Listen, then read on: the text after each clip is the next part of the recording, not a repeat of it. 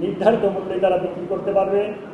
এবার যারা দালাল বলে না, দালাল, তারপরে কি বলে, কি না বলে আরেকটা সব, ওদের হাত ভেঙে দেওয়া হবে। কিন্তু ওদেরকে হাত ভেঙে দেওয়া হবে ইনশাআল্লাহ, ওদেরকে সুযোগ দেওয়া হবে।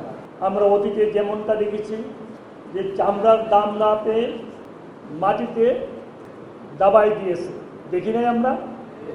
এমনটা যেন না হয়, এই চেষ্টাটা আপনাদেরকে করতে হবে এবং সরকারকেও করতে হবে, এটা অবশ্যই। কারণ এই অবস্থা যদি সৃষ্টি হয় তাহলে আমরা কারোর কাছে কথা বলতে পারবো না। এই অবস্থা থেকে যেন আল্লাহ পাক আমাদেরকে মুক্ত করেন এবং চামড়াটা গরু জবাই হওয়ার পরে যারা গরু কুরবানি দেয় তাদেরকে বলতে হবে চামড়াটা এমনভাবে আলাদা করার জন্যে যেইভাবে আলাদা করলে চামড়ার মানটা, গুণগত মানটা ভালো থাকে। এবং আপনারা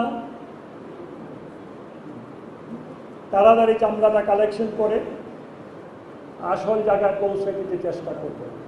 কারণ চামড়াটা পড়ে থাকলে চামড়ার গুণগত মান নষ্ট হয়ে যায়, এটা আপনারা আমার চেয়ে ভালো জানেন। আমি আপনাদেরকে কথা দিচ্ছি, আমি আপনাদের সাথে মাঝে মাঝে বসব, এই মিটিংয়ের মধ্যে নয়।